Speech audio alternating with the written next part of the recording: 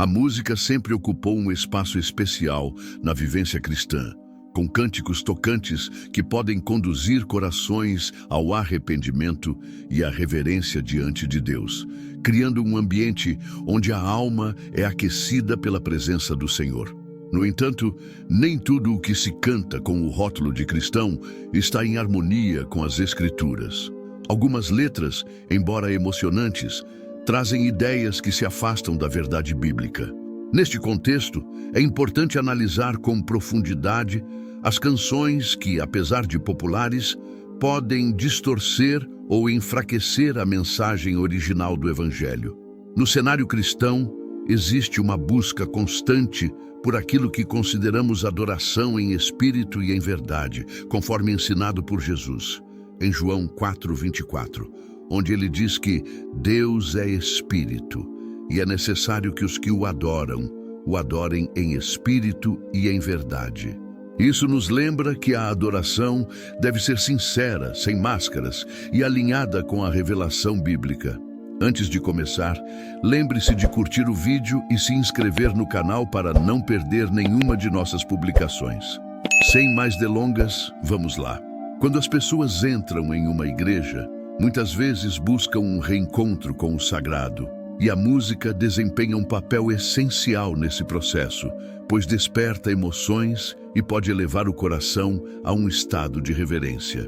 Porém, é necessário cautela, pois nem toda melodia que nos emociona tem respaldo nas Escrituras.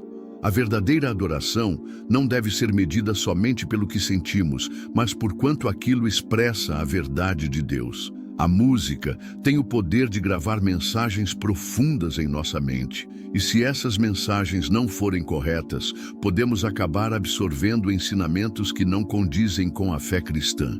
Por isso, no cerne da adoração está a fidelidade às palavras do Senhor, como estão contidas na Bíblia. A Bíblia não condena as emoções. Pelo contrário, ela apresenta diversos exemplos de pessoas que choraram, cantaram, dançaram e celebraram ao Senhor. Davi, por exemplo, escreveu salmos que transbordam emoção. O problema surge quando a emoção se torna maior do que a verdade bíblica, levando o crente a abraçar conceitos equivocados só porque foram transmitidos em uma bela canção. À medida que avançamos na análise de certas músicas, perceberemos que algumas delas falam de esperança ou de amor a Deus, exaltando ideais que, embora possam parecer bíblicos, muitas vezes fogem do contexto das Escrituras. Para o cristão, não basta sentir, é necessário crer corretamente. Em Romanos 10:2, o apóstolo Paulo menciona que muitas vezes as pessoas têm zelo por Deus, mas sem entendimento. Quando ignoramos o ensino bíblico em favor de uma simples comoção, corremos o risco de nos desvincular do verdadeiro evangelho. Um exemplo disso pode ser encontrado na canção Bastidores, interpretada por Alysson Santos. Ela utiliza a metáfora de um palco, onde a grande virada acontece fora da vista do público, sugerindo que, mesmo quando tudo parece dar errado, Deus está trabalhando nos bastidores, pronto para surpreender o crente com uma reviravolta milagrosa. Embora o conceito por si só não seja antibíblico, pois há passagens que mostram Deus agindo de modo oculto, como no caso de José, Gênesis 37:50, ou da história de Esther, alguns teólogos apontam que a música enfatiza tanto a eminência do grande show de Deus que pode alimentar uma expectativa de triunfalismo terreno constante. A crítica principal recai sobre o pouco espaço concedido ao sofrimento cristão. As Escrituras deixam claro que a caminhada de fé inclui tanto bênçãos quanto provações, como vemos em João 16:33, onde Jesus afirma: "No mundo tereis aflições", mostrando que a experiência do cristão não se resume a apresentações gloriosas. Além disso, há o aspecto da cruz central no Novo Testamento, que lembra a renúncia, a humildade e a conformidade com o sofrimento de Cristo, conforme Filipenses 3:10. Para os críticos, Bastidores corre o risco de criar uma mentalidade em que, se a reviravolta não ocorre, o crente poderia questionar a própria fé ou o amor de Deus, gerando frustração ou até uma sensação de culpa injustificada. A teologia bíblica, ao contrário, enfatiza que Deus é soberano e nem sempre nos brinda com o final feliz que desejamos imediatamente. O verdadeiro foco da fé deve estar em confiar no Senhor, seja qual for o desfecho, crendo que Ele continua sendo bom, justo e digno de toda adoração.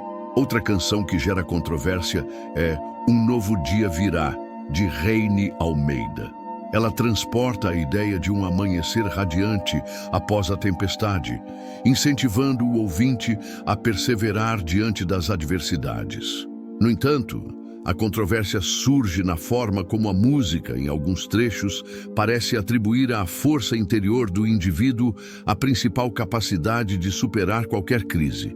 Para determinados líderes evangélicos, frases como "basta acreditar e tudo mudará" soam como autoajuda, algo que pode ser problemático, pois desvia o foco da verdadeira fonte do poder, que é Cristo.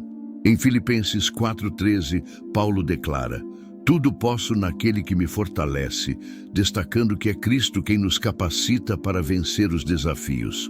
Se a música minimiza ou omite a dependência do crente na graça de Deus e na obra do Espírito Santo, ela pode inadvertidamente encorajar um orgulho sutil ou uma fé baseada em motivação pessoal, desconectada da realidade bíblica que afirma: "Sem mim, nada podeis fazer."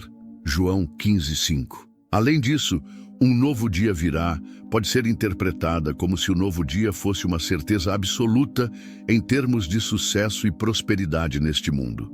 Porém, muitos textos bíblicos enfatizam que a ação suprema do cristão está na eternidade e em permanecer firme apesar das tribulações, como vemos em Hebreus 11:35-40. Embora a música transmita encorajamento, o equilíbrio teológico exige reconhecer que o nosso novo dia definitivo é garantido pela ressurreição de Cristo e pela comunhão com Ele, e não apenas pela força interior ou pensamento positivo. A canção Novo Campeão, de Raquel Oliveira, celebra a vitória que Deus pode conceder aos seus filhos, apresentando-os como campeões diante das crises. A Bíblia contém exemplos de pessoas que, por confiar no Senhor, superaram grandes obstáculos, como Davi, que derrotou Golias, 1 Samuel 17, e Daniel, que foi livrado da cova dos leões, Daniel 6. No entanto, a controvérsia surge na forma como a música pode sugerir que todos os crentes, sem exceção, viverão grandes conquistas materiais ou sociais, ignorando que há servos de Deus que sofrem derrotas terrenas pela causa do Evangelho. Críticos veem nessa proposta o risco de uma teologia da prosperidade disfarçada, que pode levar o ouvinte a crer que, se estiver em comunhão plena ou exercendo fé suficiente, verá o sucesso e a aclamação neste mundo.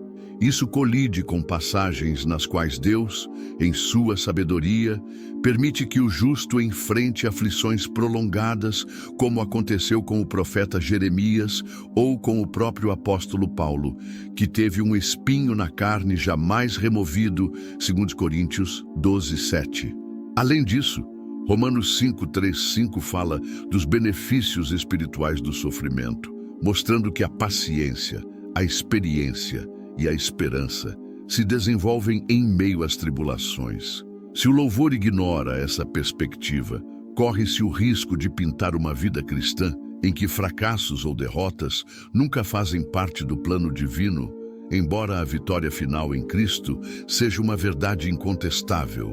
1 Coríntios 15:57. O caminho cristão, por vezes, inclui dores e aparentes derrotas na esfera terrena, mas sempre sob o cuidado soberano de Deus. A música Olha Eu Aqui, de Tom Carfe, gira em torno de uma narrativa de superação pessoal, destacando que, por mais que o passado tenha sido doloroso ou marcado por fracassos, Deus conduz o crente à vitória. A letra faz com que o crente se apresente dizendo: "Olha eu aqui." O problema, na visão de alguns líderes evangélicos, surge quando a música se concentra excessivamente em provar para terceiros que o crente venceu, possivelmente encorajando um espírito de exaltação própria. Olhando à luz de Filipenses 2:13, percebemos que Deus é quem efetua na vida do cristão tanto o querer quanto o realizar. Isso implica que toda conquista, inclusive a superação de um passado difícil, deve redundar em glória ao Senhor. Críticos argumentam que "olha eu aqui" pode obscurecer esse princípio se o refrão e o tom geral enfatizarem mais o ego e a volta por cima diante de quem duvidou, sem realçar que toda a glória deve ser dada a Deus. Além disso, há o alerta sobre uma mentalidade de "eu provei que estavam errados", que pode alimentar o orgulho. Jesus ensinou a mansidão e o serviço como características do verdadeiro cristão. Mateus 20, 26, 28.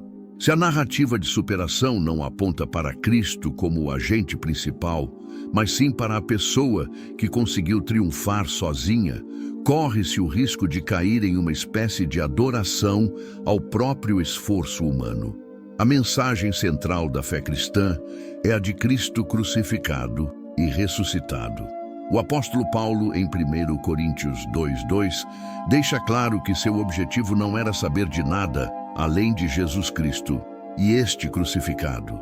A fé cristã é o testemunho de um Deus que se fez carne, sofreu, morreu e ressuscitou para dar a todos os que creem a oportunidade de serem reconciliados com Ele e viverem para sempre. Esse é o fundamento da nossa adoração, a razão pela qual existimos como igreja, proclamar o sacrifício de Cristo e sua vitória sobre a morte. É Cristo, e só Ele, que deve ser o tema central da nossa vida e de nossa música. Se uma canção não aponta para a cruz, para o amor de Deus revelado em Jesus, para o perdão dos pecados e para a esperança da vida eterna, devemos refletir sobre que tipo de mensagem está sendo transmitida. A verdadeira adoração cristã não pode ser sobre experiências pessoais, sentimentos passageiros ou qualquer outra coisa que não seja a obra redentora de Cristo. Qualquer canção que desvie o foco de Cristo e coloque em primeiro plano a exaltação humana ou qualquer outro aspecto que não seja a glória de Deus está em desacordo com o que devemos proclamar. A igreja não foi criada para ser um espaço de entretenimento, mas para ser um lugar de adoração genuína, onde proclamamos a glória de Deus e discipulamos as nações, conforme o mandamento de Jesus em Mateus 28, 19, 20. A música, como parte do culto, tem a missão de edificar e de ensinar. E se está centrada em Cristo, ela cumpre esse propósito. Caso contrário, ela pode confundir corações, desviando-nos da verdadeira mensagem do Evangelho.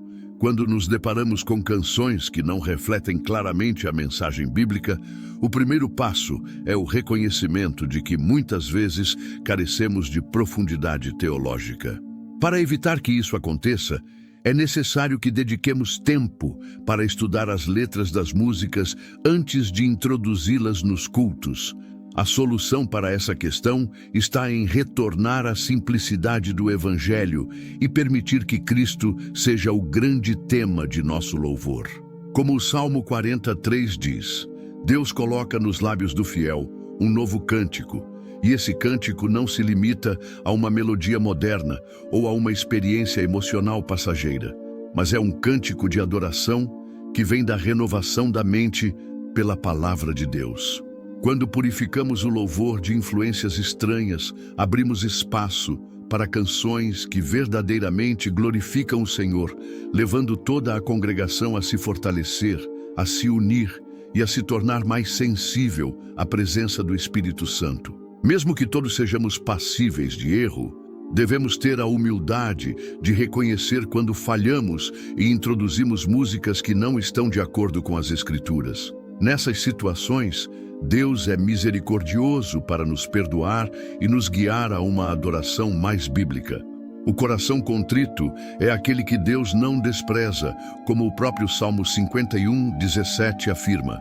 O louvor restaurado é fruto de um arrependimento sincero e de um desejo genuíno de honrar somente ao Senhor. Após refletirmos sobre algumas canções que, mesmo sendo populares, podem nos conduzir a ensinos distantes das verdades bíblicas, surge a necessidade de estarmos cada vez mais próximos da Palavra de Deus. A leitura, o estudo e a meditação nas Escrituras são a maneira mais segura de discernir o que é genuinamente de Deus e o que não é. Jesus, ao ser tentado pelo inimigo, usou as Escrituras como sua defesa, conforme registrado em Mateus 4:4. Da mesma forma, nós também precisamos conhecer as Escrituras suficientemente bem para identificar quando algo, mesmo que pareça bonito e tocante, não está alinhado com a verdade de Deus. Embora algumas pessoas possam questionar se esse zelo por discernir a verdade nas canções não seja excessivo, devemos lembrar que amar a Deus inclui amar sua verdade. Como Jesus se apresentou em João 14:6, Ele é o caminho, a verdade e a vida, e segui-lo implica ter compromisso com o que Ele ensinou.